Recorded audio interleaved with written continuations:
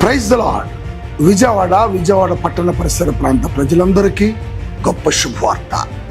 Paul Prithvi ministries వారి సారథ్యంలో ప్రతి నెల మొదటి మంగళవారం ఉదయం 9 గంటలకు పరిశుద్ధాత్మ తైలాభిషేక స్వస్థత ఆరాధన జరుగుతుంది.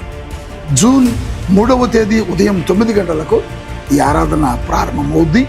స్థలం Mary Stella indoor stadium, Benz circle, Pantakalava road. ఇప్పటికే వేలాది మంది ప్రజలు ఈ ఆరాధనలో పాల్గొని దేవుని గొప్ప గొప్ప కార్యాలు పొందుకున్నారు. శక్తివంతమైన ఆరాధన జరుగుతుంది. బలమైన ప్రవచనాత్మకమైన సందేశాలు పరిశుద్ధాత్మ దేవుడు మాట్లాడుతున్నాడు.